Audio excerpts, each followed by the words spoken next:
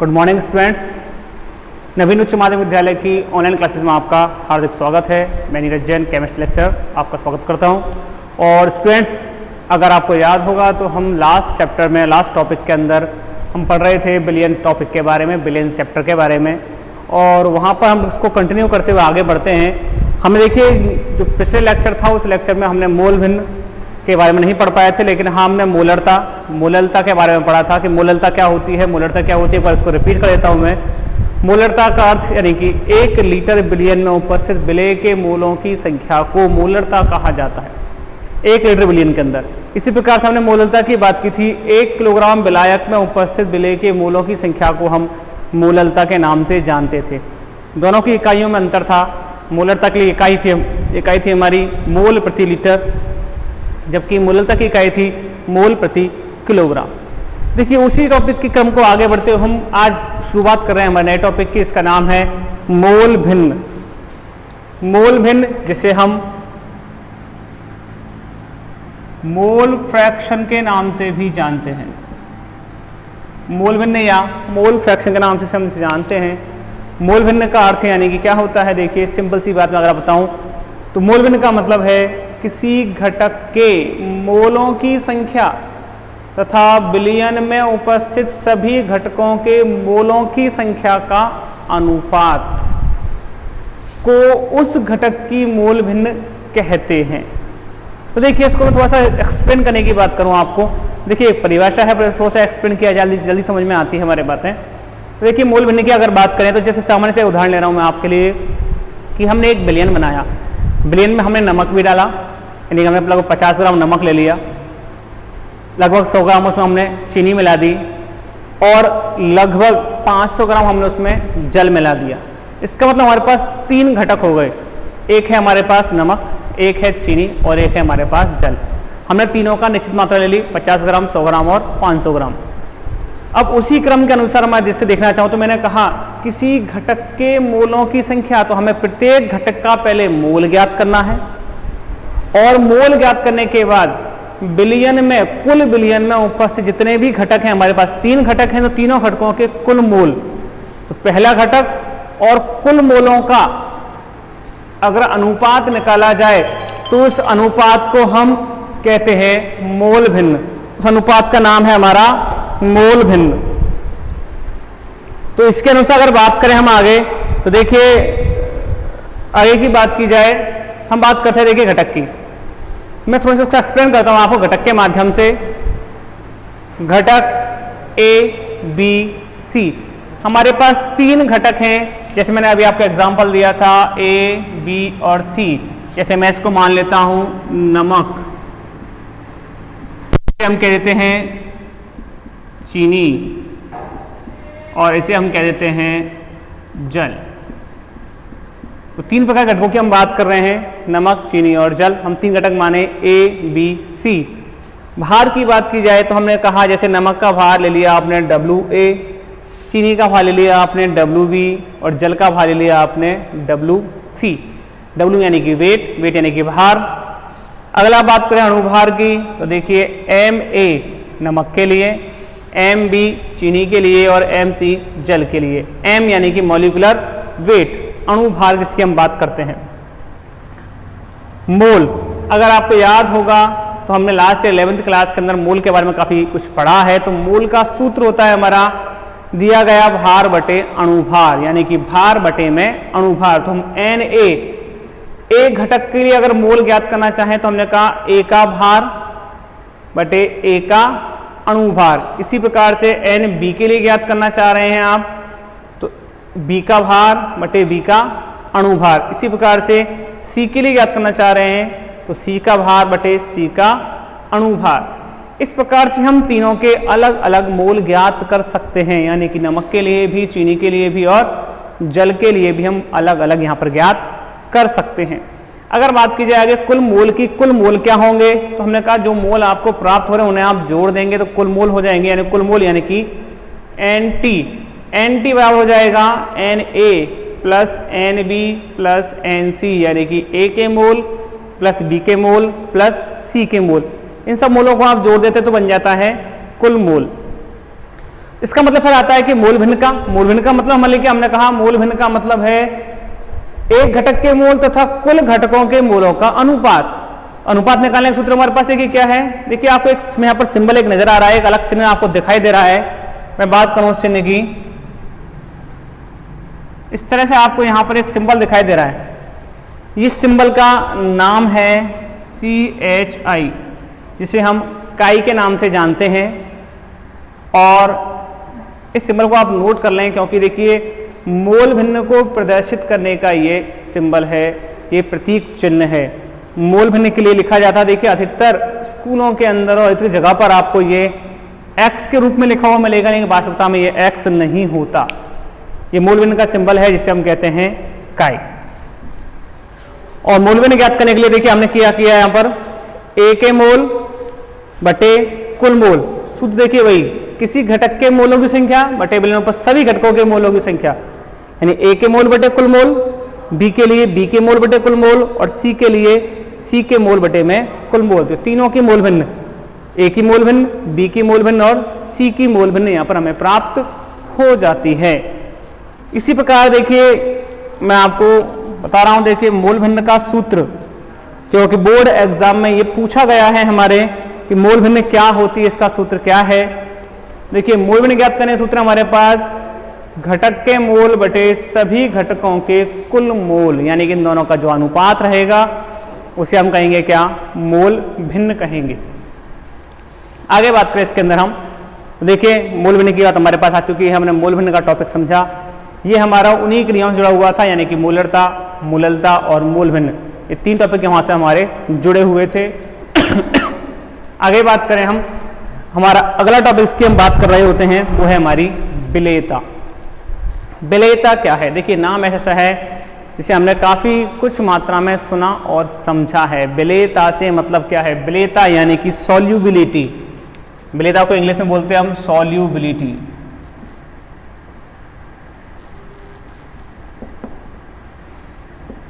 Solubility, देखिए हमें कुछ इंग्लिश शब्द भी याद रखने हैं, क्योंकि कई बार हमारे बोर्ड एग्जाम में ऐसे शब्द आ जाते हैं, हमें वो ध्यान होना चाहिए।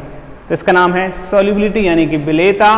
विलेयता क्या है, देखिए एक निश्चित ताप पर विलायक के निश्चित आयतन में घुली हुई विलेय की अधिकतम मात्रा। ये कुछ शब्द इसमें ऐसे हैं जो थोड़ा समझने के लिए हमें मजबूर करते हैं। अगर हम उनको बात करें, देखिए एक निश्चित ताप पर विलायक के निश्चित आयतन में, ताप भी निश्चित होना चाहिए और आयतन भी निश्चित होना चाहिए। आयतन से मतलब हमारा क्या है, जैसे मान लीजिए आपने विलायक लिया है, वो 100 ml लिया है, 500 ml लिया है, 1 लीटर लिया है, तो ऐसी एक निश्चित मात्रा होनी चाहिए। तो विलायक के निश्चित आयतन में घुली हुई विलेय की अधिकतम मात्रा यानी कि सामान्य ताप पर, उसी ताप पर उससे अधिक आप नहीं घोल सकते हैं। उस अवस्था में उसको कहा जाएगा उसकी विलेयता। जैसे मान लीजिए, अगर मान लीजिए आपने पानी का ताप है, जल लिया है आपने, जल का ताप अगर मान लीजिए आपने 30 डिग्री सेंटीग्रेड रखा हुआ है, तो 100 ml जल 30 डिग्री सेंटीग्रेड ताप पर जितनी अधिक मात्रा में चीनी या नमक को घोल सकता है उसको कहेंगे उसकी विलेयता। तो उसी विलेयता के आधार पर हमारे पास 2 प्रकार के विलयन मिलते हैं। हमारे पास 2 प्रकार के विलयन हैं, इनकी हम बात करें तो हमारे पास विलयन है नंबर 1 संतृप्त विलयन। विलयन नंबर 1 है हमारे पास संतृप्त विलयन। देखिए नाम शब्द मतलब आ रहा है आपको संतृप्त, सैचुरेटेड सॉल्यूशन। संतृप्त से हमारा मतलब क्या, देखिए संतृप्त का मतलब पूर्ण रूप से भरा हुआ बात। तो संतृप्त विलयन एक ऐसा विलयन जिसमें विलेय की अधिकतम मात्रा घुली हुई होती है। विलेय की अधिकतम मात्रा, निश्चित ताप पर ही अधिकतम मात्रा आपने घोल ली है, तो उसे आप कहेंगे संतृप्त विलयन। यानी उसी ताप पर और अधिक मात्रा आप नहीं घोल पाते हैं, तो उस विलयन का नाम है संतृप्त विलयन। एक ऐसा विलयन जिसमें विलेय की अधिकतम मात्रा घुली हुई है उसे हम कहते हैं संतृप्त विलयन। आगे की बात करें, दूसरा टॉपिक हमारे पास असंतृप्त विलयन, अनसैचुरेटेड सॉल्यूशन। अनसैचुरेटेड सॉल्यूशन से हमारा मतलब क्या है, अनसैचुरेटेड से हमारा मतलब है एक ऐसा विलयन जिसमें और अधिक विलेय को घोला जा सकता है। और अधिक यानी कि मान लीजिए आपने 30 डिग्री सेंटीग्रेड ताप पर 40 ग्राम नमक को घोल लिया है जल के अंदर, लेकिन अगर आप उसमें और भी नमक मिलाना चाहें तो और भी नमक को घोला जा सके, तो उस अवस्था में उस विलयन का नाम है असंतृप्त विलयन। उसे हम कहते हैं असंतृप्त विलयन। तो संतृप्त और असंतृप्त दोनों में एक छोटा सा अंतर आ गया आपके सामने कि संतृप्त का मतलब है जिसमें एक निश्चित मात्रा ही घोली जा सकती है, और अधिक आप नहीं घोल सकते हैं, लेकिन असंतृप्त में और अधिक मात्रा को आप घोल चुके हैं, यानी कि वो संतृप्तता तक नहीं पहुंचा है। और जैसे जैसे उसकी मात्रा बढ़ते जाएंगे तो एक निश्चित मात्रा पर जाकर वो अपनी संतृप्तता को धारण कर लेगा और असंतृप्त विलयन संतृप्त विलयन में परिवर्तित हो जाएगा। तो देखिए विलेयता के आधार पर हमने विलयन को दो हिस्सों में बांटा था, संतृप्त और असंतृप्त।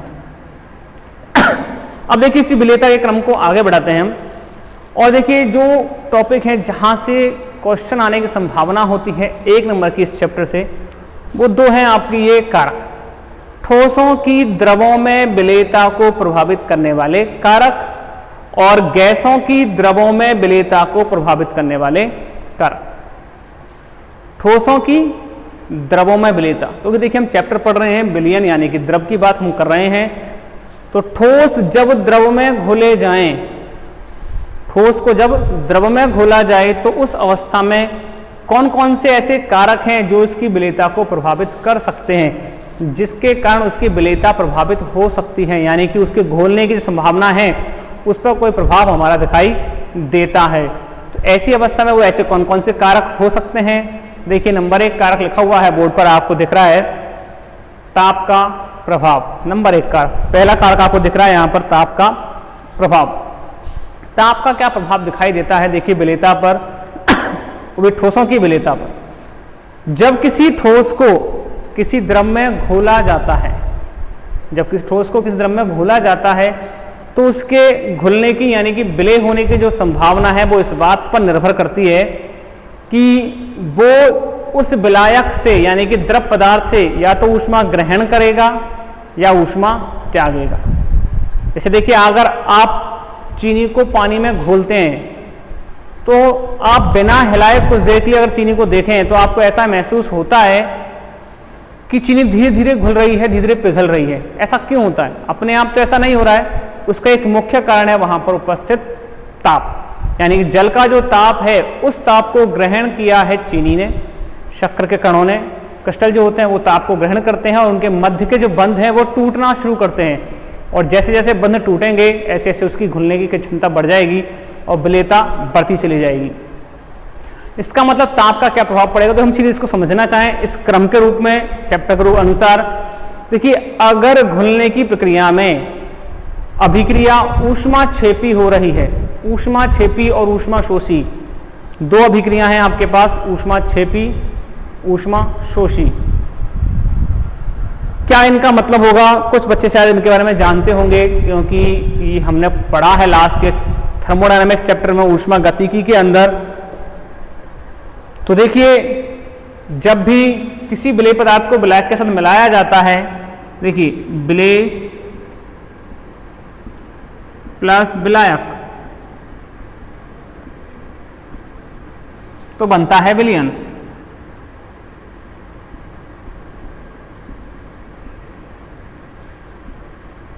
अब दो तरह की क्रिया यहां संभव है, एक है अपघटन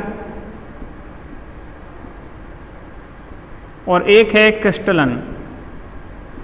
इन दोनों का मतलब क्या है मैं आपको थोड़ा समझाता हूं इसके बारे में। अपघटन यानी कि विलेय और विलायक टूट जाएं और अपघटित होकर विलयन का निर्माण कर लें, या फिर विलयन वापस क्रिस्टलित होकर विलेय और विलायक में बदल जाए। ऐसा कब संभव है? जब देखिए किसी विलेय पदार्थ को आपने विलायक में मिलाया और विलायक में मिलाने पर अगर अभिक्रिया ऊष्माशोषी है, अभिक्रिया ऊष्माशोषी है, ऊष्मा को ग्रहण करने वाली। देखिए मैं आपको बता रहा था ऊष्माशोषी और ऊष्माक्षेपी के बारे में। तो एक ऐसी अभिक्रिया जिसमें ऊष्मा का त्याग होता है, यानी कि उत्पाद बनते समय ऊष्मा त्यागी जाती है, उसे आप कहते हैं ऊष्माक्षेपी अभिक्रिया। ऊष्माक्षेपी ऊष्मा का त्याग करना। और यदि किसी क्रिया के अंदर ऊष्मा ग्रहण की जाए तो उसे कहते हैं ऊष्मा शोषी अभिक्रिया। जैसे चीनी को आपने जल में घोला तो चीनी जल से ताप को ग्रहण करती है, ऊष्मा को ग्रहण करती है, तो अभिक्रिया होती है ऊष्मा शोषी। लेकिन अगर आपने ध्यान दिया होगा, जब चूने को आप पानी में डालते हैं या पानी को चूने में डाला जाता है तो उस अवस्था में ऊष्मा त्यागी जाती है, तो पानी गर्म हो जाता है, तो उस अवस्था को कहते हैं आप ऊष्मा क्षेपी अभिक्रिया। तो देखिए यहाँ बात हो रही है कि ताप का क्या प्रभाव पड़ेगा। यदि अभिक्रिया ऊष्मा शोषी है और आपने ताप बढ़ा दिया तो उस अवस्था में उसकी विलेयता में हो जाएगी वृद्धि। जैसा आपने देखा होगा, गर्म पानी के अंदर आसानी से शक्कर या चीनी घुल जाती है, नमक घुल जाता है, जबकि उसकी तुलना में ठंडे पानी में ऐसा नहीं हो पाता। क्यों नहीं हो पाता? क्योंकि जैसे आपने ताप बढ़ा दिया है तो ऊष्मा अधिक मिली और बंध आसानी से टूट गए, तो विलेयता में हो गई वृद्धि। लेकिन अगर अभिक्रिया हो जाए ऊष्मा क्षेपी, यानी कि जब चूने को आपने पानी में मिलाया तो ताप त्यागा जा रहा था, ऊष्मा त्यागी जा रही थी, और उस अवस्था में आप उसमें गर्म पानी मिला रहे हैं, तो क्या होगा? चूना भी ऊष्मा त्यागना चाहता है, आप उस ऊष्मा देना चाहते हैं, दोनों क्रियाएं एक दूसरे के विपरीत होंगी और ऐसी अवस्था में उसकी विलेयता कम हो जाएगी, यानी कि चूना पानी में नहीं घुल पाएगा। तो सीधा सा मतलब क्या है?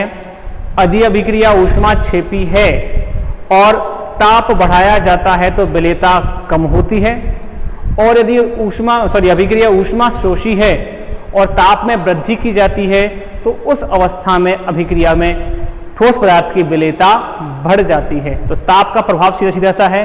ताप का प्रभाव को तुलना की जाए, बताया जाए, तो हम कहेंगे ऊष्मा शोषी अभिक्रिया के लिए ताप बढ़ाने पर विलेयता बढ़ती है, क्योंकि ऊष्मा क्षेपी अभिक्रिया के लिए ताप बढ़ाने पर विलेयता घटती है। बोर्ड एग्जाम में आपसे क्वेश्चन पूछा जा सकता है कि ठोसों की द्रवों में विलेयता पर ताप के प्रभाव को समझाइए, तो आपका उत्तर होगा ऊष्मा शोषी अभिक्रिया के लिए ताप बढ़ाने पर ठोसों की विलेयता बढ़ती है, जबकि ऊष्मा क्षेपी अभिक्रिया के लिए ताप बढ़ाने पर ठोसों की विलेयता घटती है। ये इसका ताप प्रभाव का जो उत्तर होगा वो 1 नंबर के लिए इतना काफी होगा, सफिशिएंट रहेगा। अगली बात करें हम विलायक की प्रकृति की। विलायक की प्रकृति, इससे संबंधित कुछ छोटी सी बात आप लोगों ने पहले पढ़ी है। विलायक की प्रकृति, विलायक की प्रकृति से मेरा मतलब क्या है? विलायक की प्रकृति से मतलब है यहाँ पर कि कोई भी विलायक है वो या तो होगा ध्रुवीय प्रकृति का या होगा अध्रुवीय प्रकृति का। ध्रुवीय से मतलब क्या है? या तो वो आयनित होगा या वो उदासीन होगा। कार्बनिक या अकार्बनिक, जिसके हम तुलना करें, हमने कहा अगर आयनिक प्रकृति का है, ध्रुवीय है, तो हम जानते हैं कि ध्रुवीय यौगिक ध्रुवीय विलायकों में ही विलय होते हैं। जैसे ही बहुत छोटा सा उदाहरण आपके सामने दिया जाए, जिन विलयन में या जिन विलय पदार्थों का जल में घोलने पर आयनन हो जाता है वो ध्रुवीय प्रकृति के होते हैं। जैसे आप देखिए, तेल को जल में घोल सकते हैं क्या? मिला सकते हैं क्या? तेल को हम नहीं मिला सकते, क्योंकि तेल एक कार्बनिक यौगिक है, अध्रुवीय यौगिक है, वो जल में नहीं मिलता। लेकिन नमक को आप आसानी से घोल सकते हैं। क्यों घोल सकते हैं? क्योंकि नमक कैसा है? आयनित, Na+Cl-, ये आयनित यौगिक है, ध्रुवीय यौगिक है, जल में आसानी से घुल जाएगा। जल भी H+ और OH- के रूप में होता है, उसमें आसानी से घोला जा सकता है। हम कह सकते हैं इसके लिए कि ध्रुवीय यौगिक ध्रुवीय विलायकों में विलय होते हैं, जबकि अध्रुवीय यौगिक अध्रुवीय विलायकों में विलय होते हैं।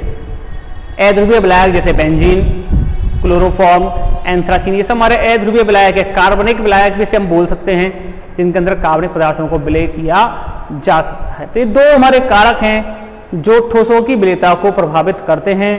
ताप का प्रभाव, ताप बढ़ाओगे, ऊष्मा शोषी है, उस अवस्था में विलयता बढ़ती है, ऊष्मा क्षेपी है तो विलयता घटती है। विलायक की प्रकृति, अगर लिया गया ठोस आयनिक है और ध्रुवीय विलायक में मिलाया जा रहा है तो आसानी से विलय हो जाएगा, यानी कि विलयता अधिक हो जाएगी। अगर अध्रुवीय में मिलाया जा रहा है तो विलयता कम हो जाएगी। उसी प्रकार अगर आपके पास लिया गया विलय पदार्थ अध्रुवीय है और उसे अगर आप ध्रुवीय यौगिक में मिलाना चाहते हैं तो वो नहीं मिलेगा, नहीं घुल पाएगा, उसकी विलयता कम हो जाएगी। लेकिन अगर आप उसे अध्रुवीय विलायक जैसे क्लोरोफॉर्म, बेंजीन, एंथ्रासीन अगर आदि में किसी मिला देते हैं तो उस अवस्था में विलयता में वृद्धि हो जाती है। अगली बात करें हमारी गैसों की द्रवों में विलयता को प्रभावित करने वाले कारक। गैसों की द्रवों में विलयता देखिए, गैसों की द्रवों में विलयता को प्रभावित करने वाले कारक हमारे पास दिख रहे हैं। 4 कारक हमें दिख रहे हैं बोर्ड पर। गैसों की प्रकृति, ताप, गैसों की क्रियाशीलता और दाब। ये 4 बड़े इंपॉर्टेंट कारक हैं और यहाँ से अधिक क्वेश्चन पूछने की संभावनाएं हमें देखने को मिलती हैं। गैसों की प्रकृति, यानी कि गैसों को जब द्रवों में मिलाया जाए, द्रवों में घोला जाए, विलय किया जाए, तो क्या प्रभाव है, क्या कारक हैं जो उसको प्रभावित कर सकते हैं। नंबर 1 आता है हमारा गैसों की प्रकृति। गैसों की प्रकृति का कैसा प्रभाव पड़ेगा? देखिए, कुछ गैसें ऐसी होती हैं जो द्रवों में आसानी से घुल जाती हैं, आसानी से मिल जाती हैं, जिनका द्रवीकरण आसानी से हो जाता है। उन गैसों की विलेयता द्रवों में अधिक होती है, जैसे कार्बन डाइऑक्साइड, सल्फर डाइऑक्साइड आदि ऐसी कुछ गैसें होती हैं जो आसानी से द्रवीकृत की जा सकती हैं। दाब बढ़ाकर उन्हें द्रव अवस्था में बदला जा सकता है और उन्हें घोला जा सकता है, मिलाया जा सकता है। लेकिन कुछ गैसें ऐसी होती हैं जो आसानी से द्रवों में नहीं घुलती हैं, जैसे कि ऑक्सीजन, जैसे कि नाइट्रोजन, हाइड्रोजन। एक ऐसी गैसें हैं जो आसानी से द्रव में नहीं मिलती है। अगर आप बात करें द्रव ऑक्सीजन की, तो आपको पता होगा कि द्रव ऑक्सीजन हम मिला नहीं सकते। वो जो जलीय पादप होते हैं, जलीय पादपों के द्वारा श्वसन क्रिया में जो उत्सर्जित गैस होती है, वही जल के अंदर घुलित ऑक्सीजन के रूप में होती है, जिसे जलीय जीव ग्रहण करते हैं।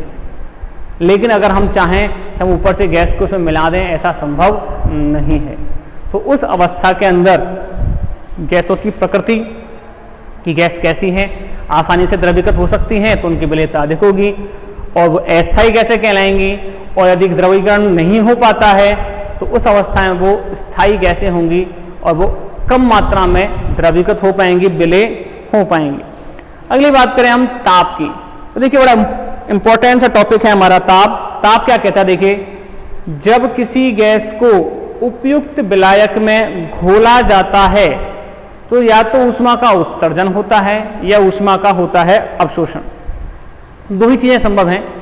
हमने कहा अधिकतर मात्रा में जब गैसों को द्रव में मिलाया जाता तो ऊष्मा का उत्सर्जन होता है, ऊष्मा का त्याग होता है और ऊष्मा का त्याग होने के कारण गैसों की विलेयता कम हो जाती है। ऐसा क्यों होता है? देखिए, हमने लास्ट ईयर पढ़ा था ली शातेलिए का नियम। कुछ बच्चों को शायद याद होगा और कुछ बच्चों को हो सकता है याद ना हो। ली शातेलिए का नियम हमने पढ़ा था साम्यावस्था चैप्टर के अंदर, चैप्टर नंबर 7 था हमारा, जहां हमने इसको पढ़ा था ली शातेलिए का नियम आयनिक साम्य के शुरुआत में, या हम कह सकते हैं रासायनिक साम्य के लास्ट में। ली शातेलिए के नियम के अनुसार अगर बात की जाए तो ताप बढ़ाने पर गैसों की विलेयता में कमी होती है। देखिए, बोर्ड एग्जाम में आपसे क्वेश्चन पूछा जा चुका है। ये क्या क्वेश्चन पूछा गया था? क्वेश्चन पूछा गया था कि ताप बढ़ाने पर गैसों की द्रवों में विलेयता घटती है क्यों? ये क्वेश्चन आपसे बोर्ड एग्जाम में पूछा गया था, 1 नंबर का क्वेश्चन था। इसका आंसर सुनिए, आंसर सिंपल सा है इसका। ताप बढ़ाने पर गैस के अणुओं की गतिज ऊर्जा में वृद्धि हो जाती है। मैं देखिए सामान्य से इसको चित्र बनाकर एक समझाना चाहूँ आपके लिए। तो देखिए, उसका अर्थ सिंपल सा है। इसे मान लीजिए ये कोई पात्र है और इसके अंदर इस तरह से जल भरा हुआ है और जल के अंदर कुछ हमारे गैस के कुछ कण इस तरह से विद्यमान हैं इसके अंदर। जब ताप बढ़ाया जाएगा तो ताप बढ़ने पर गैस के अणुओं की गतिज ऊर्जा में क्या होगी? वृद्धि। और गतिज ऊर्जा में वृद्धि होने के कारण ये गैस के अणु द्रव की सतह पर आना शुरू कर देते हैं और वहां से बाहर निकलना शुरू हो जाते हैं। सबसे छोटा सा सिंपल सा एग्जांपल आपको मैं दूं, जो आपने कोल्ड ड्रिंक की बोतल देखी है, कोल्ड ड्रिंक की बोतल जब तक ठंडी है तब तक आपको बुलबुले इतने महसूस नहीं होते, लेकिन जब थोड़ा थोड़ा गर्म होना शुरू करती तो आप देखते हैं कि उस द्रव में से कुछ बुलबुले निकलकर सतह पे आते हैं और फूट जाते हैं। सतह पर आकर फूटने का मतलब क्या है? फूटने का मतलब है वही गैस, कि गैस की अणु गतिज ऊर्जा बढ़ रही है और वो द्रव में से निकल के बाहर आकर उसमें इकट्ठे हो रहे हैं। तो ताप बढ़ाने पर गैसों की द्रव में विलेयता कम हो जाती है। किसके नियम के अनुसार? ली शातेलिए के नियम के अनुसार ऐसा होता है। उसका कारण क्या है आपसे पूछा गया था, बताया, रिपीट करता हूं आंसर को एक बार, कि ताप बढ़ाने पर गैस के अणुओं की गतिज ऊर्जा में वृद्धि हो जाती है और गतिज ऊर्जा बढ़ने के कारण ही गैसों की द्रवों में विलेयता कम हो जाती है। ये बोर्ड एग्जाम पूछा जा चुका है क्वेश्चन आपके लिए। एक क्वेश्चन बोर्ड एग्जाम में पूछा गया था कि जो भी जलीय प्रजातियां हैं, जलीय जीव हैं, वो गर्म जल की तुलना में ठंडे जल में रहना पसंद करते हैं अधिक क्यों, या फिर समुद्र की गहराई में अधिक पाए जाते हैं क्यों, क्या कारण है। आप देखें समुद्र के ऊपर जो समुद्री एरिया है, समुद्री जल है, वहां आपको बहुत कम मात्रा में जीव मिलेंगे, लेकिन समुद्र की गहराई में अधिक जीव मिलते हैं, या ठंडे पानी में अधिकतर जीव अधिक मिलते हैं, गर्म जल में नहीं मिलते। उसका कारण क्या? उस सामान्य सा कारण यही है, अभी हमने कहा था कि जैसे जैसे ताप बढ़ेगा गैसों की विलेयता कम हो जाएगी, यानी कि जो जीवनदायिनी गैस ऑक्सीजन है उसकी विलेयता कम होगी तो ऑक्सीजन ऊपरी सतह से बाहर निकलेगी, लेकिन जहाँ ठंडा जल है वहाँ पर उसकी विलेयता बनी रहेगी। इसलिए गर्म जल की अपेक्षा ठंडे जल में रहना जीव अधिक पसंद करते हैं और अधिक मात्रा में वहाँ पर पाए जाते हैं। आगे बात करें यहाँ पर गैसों की क्रियाशीलता के बारे में। गैसों की क्रियाशीलता क्या है? देखिए गैसों की क्रियाशीलता की अगर मैं बात करूं, देखिए कुछ गैसें ऐसी होती हैं जो जल के साथ जुड़कर यौगिक का निर्माण कर लेती हैं, जबकि कुछ गैसें ऐसी होती हैं जो जल में जाकर आयनित हो जाती हैं, टूट जाती हैं। जैसे अगर बात की जाए NH3 अमोनिया, अगर अमोनिया गैस को जल में घोला जाए तो ये अमोनियम हाइड्रोक्साइड NH4OH बना लेती हैं, अमोनियम हाइड्रोक्साइड निर्माण कर लेती हैं, साथ में H+ आयन यहाँ पर मुक्त हो जाता है, यानी NH3 NH4OH में बदल जाता है। यानी यहाँ जो क्रिया हुई है वो यौगिकीकरण की है, जुड़ने की है, आपस में जुड़ रही हैं। जबकि अगर बात की जाए HCl और H2 यानी कि हाइड्रोक्लोरिक गैस को, HCl गैस को अगर जल के अंदर घोला जाए तो उस अवस्था में H3O+ और H- यहाँ पर OH- यहाँ पर बन जाता है Cl-, यानी कि यहाँ पर यौगिकीकरण क्रिया हो रही है, जुड़ रहे हैं और ये यहाँ पर इस यौगिक को तोड़ा जा रहा है। ये HCl H+ और Cl- में टूटता है और H+ हो जाता है H2O के साथ और बन जाता है H3O+ और Cl- यहाँ से अलग हो जाता है। यानी कि इन दोनों अभिक्रियाओं में दो गैसें हैं, दोनों गैसों को जब हमने जल में घोला तो उस अवस्था में दो भिन्न भिन्न क्रियाएं हुई। एक क्रिया यौगिकीकरण की है, जुड़ने की है, और एक क्रिया में यहाँ पर इसको तोड़ने की क्रिया है, जल्दी से ये टूट जाता है। तो यहाँ जुड़ना है और यहाँ टूटना है। ये गैसों की क्रियाशीलता की बात करें। लास्ट की बात करें हमारे दाब, जो हमारा लास्ट प्रभाव है इसका, दाब की बात की जाए तो देखिए दाब को आपको थोड़ा शॉर्ट रूप में समझाना चाहूँगा, क्योंकि इसमें एक हेनरी का नियम जुड़ा हुआ है। उस नियम की अगर बात करेंगे हम तो गैसों की विलेयता दाब बढ़ाने पर बढ़ती है। दाब बढ़ाने पर गैसों की विलेयता में क्या होती है? वृद्धि होती है। हेनरी के नियम के अनुसार उसे अगर समझाया जाए तो हेनरी का नियम कहता है किसी निश्चित ताप पर किसी द्रव की सतह में घुली हुई गैस की मात्रा साम्यावस्था पर लगाए गए दाब के समानुपाती होती है, यानी कि M समानुपाती होता है P के। M है यहाँ पर गैस की घुली हुई मात्रा, P है यहाँ पर लगाया गया दाब। तो M बराबर होता है हमारे पास Kp। K एक कांस्टेंट है, स्थिरांक है।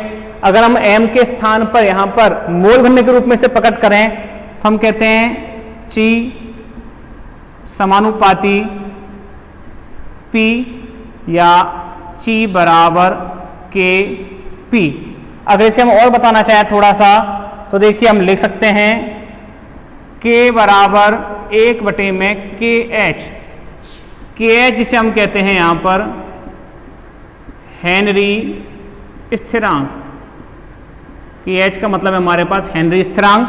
अगर इसे हम लिखें यहाँ पर तो यहाँ लिख सकते हैं आप इसे 1/KHP या P बराबर लिख सकते हैं आप .KH। तो ये देखिए हमारा हेनरी का नियम है और ये बोर्ड एग्जाम के लिए बड़ा इंपॉर्टेंट नियम है। बोर्ड एग्जाम में पूछा जाता है हेनरी के नियम को लिखिए। हेनरी का नियम क्या है? तो हेनरी के नियम में आप उसकी परिभाषा लिखेंगे, साथ में उसे आप यहाँ तक लिखेंगे तो आपको पूरे 2 नंबर का क्वेश्चन आपका यहाँ पर सॉल्व हो जाएगा। तो स्टूडेंट्स आज के लिए हमारा ये पूरा टॉपिक था और इस टॉपिक के अंदर हमने मूल भिन्न को पढ़ा, विलेयता को पढ़ा, द्रव ठोसों की और गैसों की द्रव में विलेयता को प्रभावित करने वाले कारकों को समझा और मोस्ट इंपॉर्टेंट हेनरी का नियम हमने यहाँ पर पढ़ा। मेरे ये टॉपिक आपको समझ में आया होगा और इसे आप नोट कर रहे होंगे रेगुलर और इन्हें पढ़ रहे होंगे, समझ रहे होंगे। तो स्टूडेंट्स आज के लिए इतना ही। Thank you.